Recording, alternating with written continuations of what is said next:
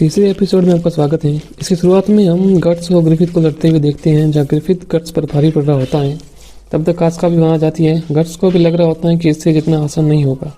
Griffith कहता है कि अगर तुम्हें सही लगे तो इस फाइट को हम अभी के लिए टाल सकते हैं जब तक तुम सही ना हो जाओ। गट्स उसे चुप करने को कहता है और उस पर अटैक करता है। तब तक बैंड के बाकी मेंबर भी वहाँ जाते हैं। कास्का उन्हें रोकती है और कहती है कि ग्रिफिथ का ऑर्डर है कि कोई बीच में नहीं आएगा। यह ग्रिफिथ गट्स की बॉडी पर काफ़ी कट्स मार चुका होता है। फिर कट्स अपनी तलवार की मदद से उस पर मिट्टी उछालता है और उस मौके का फ़ायदा उठाकर उस पर अटैक करता है। लेकिन ग्रिफिथ उस अटैक से बचता हुआ गट्स की तलवार पर चढ़ जाता है और अपनी तलवार गट्स के कदम में रख देता है। ग्रिफिथ कहता है कि मैं तुम्हारे लड़ने के तरीके से इम्प्रेस हुआ। तुम जीतने के लिए किसी भी हद तक जा सकते हो, लेकिन अब तुम अपनी तलवार को हिला नहीं सकते जब तक मैं इसके ऊपर हूँ। तुम चाहो तो इस लड़ाई को यहीं रोका जा सकता है। गट्स थोड़ा मुस्कुराता है और कहता है कि तुम्हारी बकबक सुन के मैं परेशान हो गया। लड़ाई में मुंह कैसे चलाते हैं मैं तुम्हें बताता हूँ। इसके बाद गट्स मुंह से ग्रिफिथ की तलवार को पकड़ लेता है और ग्रिफिथ को पीछे धकेलता है, जिससे दोनों ऊंचाई से नीचे गिर जाते हैं। गट्स उठता है और ग्रिफिथ को मुक्कों से मारने लगता है। यह देखकर बैंड के बाकी मेंबर चौंक जाते हैं और कहते हैं कि इन्होंने ग्रिफिथ को इस तरह से कभी मार खाते हुए नहीं देखा। गट्स ग्रिफिथ से कहता है कि तुम्हें अपने खून का स्वाद कैसा लगा। तुमने कभी अपने सुंदर चेहरे की ऐसी हालत नहीं देखी होगी। यह कहकर गट्स ग्रिफिथ पर अटैक करता है, लेकिन ग्रिफिथ उससे बचता हुआ गट्स का हाथ पकड़ता है और कहता है कि अब हार मान लो वरना तुम्हारा हाथ डिसलोकेट कर दूंगा। गट्स कहता है कि भाड़ में जाओ। यह सुनता ही ग्रिफिथ उसका हाथ डिसलोकेट कर देता है। यह देखकर बैंड के बाकी मेंबर नीचे आ जाते हैं। वे ग्रिफिथ की तारीफ करते हैं और गट्स को लूजर कहते हैं। फिर ग्रिफिथ बीच में आकर गट्स की गालों पर दोनों हाथ रखता है और कहता है कि अब तुम मेरे हो। यह सुनकर गट्स देखता ही रह जाता है। ग्रिफिथ भी जोर से कहता है कि आज से गट्स हमारे बैंड का मेंबर है। यह सुनकर बाकी सब खुश हो जाते हैं। कास्का जो अभी तक ऊपर से सब देख रही होती हैं, उसको ये बात बड़ी अजीब लगती है कि ग्रिफिथ ने आज तक इतनी प्यार से किसी से बात नहीं की। इसके बाद कुछ आदमी एक किले से बैंड और हॉकी डेरी को देख रहे होते हैं। वे बात कर रहे होते हैं कि इन्हें ग्रीन रीपर्स ऑफ बैटलफील्ड के नाम से भी बुलाया जाता है, क्योंकि ये अभी तक एक भी लड़ाई नहीं हारे हैं। लेकिन हमें इनकी चिंता करने की जरूरत नहीं है, क्योंकि ये हमारी तरफ से ही लड़ रहे हैं। पर अगर इनकी पावर बढ़ती गई और ये किंग का विश्वास जीत गए तो हमारे मान सम्मान और प्रतिष्ठा का क्या होगा। आगे कट से एक टेंट में पड़ा हुआ ये सोच रहा होता है कि मैं हार गया पूरी कोशिश करने के बाद भी, जैसे ये सब उसके लिए मजाक था। वह सबसे खुल के बात करता है, बच्चों जैसा भला बन के रहता है, लेकिन उसने मेरा बिना दोबारा सोचे हाथ उखाड़ लिया जैसे किसी गुड़िया का हाथ हो। आखिर कौन है ये आदमी। तभी गट्स कुछ लोगों के आने की आहट सुनता है। ये लोग कॉर्कस और कुछ लोग होते हैं। उनमें से एक आदमी कहता है, वाकई में उसे मारना चाहते हो कॉर्कस। कॉर्कस कहता है कि धीरे बोलो, तुम भी उसे पसंद नहीं करते हो और भूलो मत उसने डैन को भी मार दिया था। दूसरा आदमी कहता है कि वो काफ़ी स्ट्रॉन्ग है और ऊपर से ग्रिफिथ से क्या कहेंगे। कॉर्कस कहता है कि हम उस पर सोते हुए हमला करेंगे, अभी वो खाए रहे तो उसे आसानी से मार देंगे, उसकी लाश को झाड़ियों में फेंक देंगे और ग्रिफिथ से कह देंगे कि वह भाग गया। गट्स ये सब सुनकर अपनी तलवार उठाता है और सोचते हैं कि ग्रिफिथ की तुलना में ये लोग तो कुछ भी नहीं। इसके बाद वो सब गट्स पर अटैक करने वाला ही होते हैं कि कास्का वहाँ पर आ जाती हैं और उन्हें ऐसा नहीं करने को कहती है और कहती हैं कि वो घायल बिलाई है लेकिन तुम्हें आसानी से निपटा देगा, इसलिए वापस जाकर अपने टेंट में सो जाओ।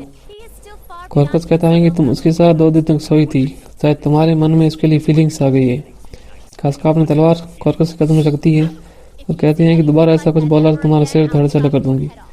इसके बाद सब उधर से चले जाते हैं और गट्स ये सब सुन के अपने टेंट से बाहर आता है और कास्का से कहता है कि अब तुम्हारे मुझ पर 2 एहसान हो गए, मुझे इसका शुक्रिया अदा करना चाहिए। कास्का कहते हैं कि तुम्हें गलत फहमी हुई है, मैंने जो किया है ग्रिफिथ के आदेश अनुसार किया है, नहीं तो मुझे तुम्हारी कोई परवाह नहीं है और तुम अगली लड़ाई में ही मर जाओ तो अच्छा होगा। इसके बाद गट्स कास्का को जाते हुए देखता है और फिर अपने टेंट में आकर सो जाता है।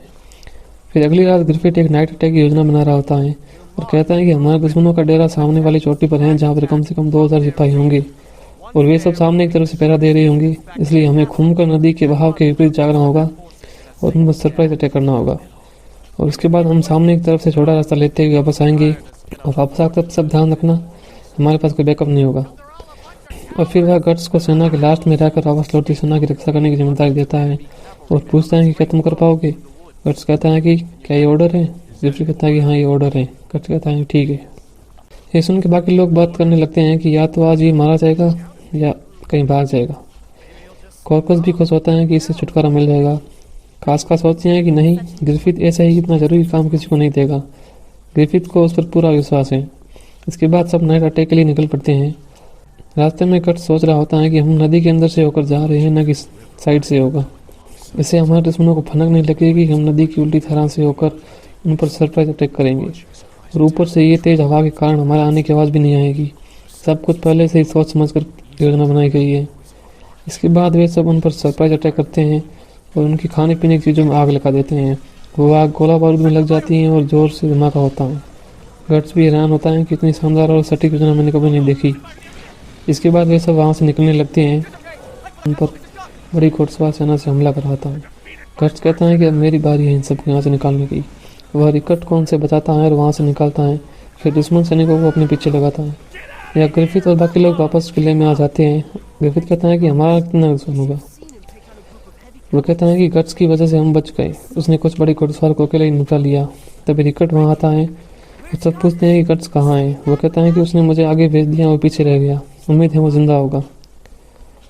यहाँ गट्स उन घुड़सवारों से लड़ता हुआ आगे बढ़ रहा होता है। तब एक तीर आके उसके घोड़े को लगता है, जिसे वो नीचे गिर जाता है। फिर वो घुड़सवार उस पर अटैक करने वाले होते हैं कि तभी ग्रिफिथ को सिपाही से लेकर वहाँ जाता है और गट्स को अपने पीछे बैठाता है और वापस आने लगता है। वो घुड़सवार भी उनके पीछे आने लगते हैं। ग्रिफिथ और बाकी सब जंगल से बाहर निकल जाते हैं और जैसे ही वो घुड़सवार उनके पीछे जंगल से बाहर निकलने लगते हैं तो वहाँ पहले से ही सिपाही तोपों को तैयार लगे रहते हैं और उनके बाहर निकलते ही उन पर अटैक कर देते हैं, जिससे काफ़ी दुश्मन घुड़सवार मारे जाते हैं और बाकी बचे वापस लौट जाते हैं। इसके बाद सब जीत का जश्न मना रहे होते हैं। गट्स उन सब से अलग छत पर बैठ के सोच रहा होता है कि ग्रिफिथ की उम्र भले ही कम हो, लेकिन उसमें एक ग्रेट लीडर की खूबियाँ हैं और सब उस पर पूरा भरोसा करते हैं। इसके अलावा उसमें परिस्थितियों को भांपने और निर्णय लेने की क्षमता उसे एक मर्सनरी लीडर से कहीं ज़्यादा बनाती है। तभी रिकट और बाकी लोग वहाँ जाते हैं और उससे कहते हैं कि ये पार्टी जीत की खुशी में नहीं बल्कि तुम्हारे वेलकम के लिए रखी गई थी, और उसे पार्टी ज्वाइन करने के लिए कहते हैं। गट्स आना नहीं चाहता था, लेकिन पिपिन उसे ज़बरदस्ती उठाता है और नीचे लाता है और उसे वाइन देता है। सब उसके नाम का एक पैक लगाते हैं। कास्का दूर से ये सब देख रही होती है और तीसरा एपिसोड यहीं भी खत्म हो जाता है।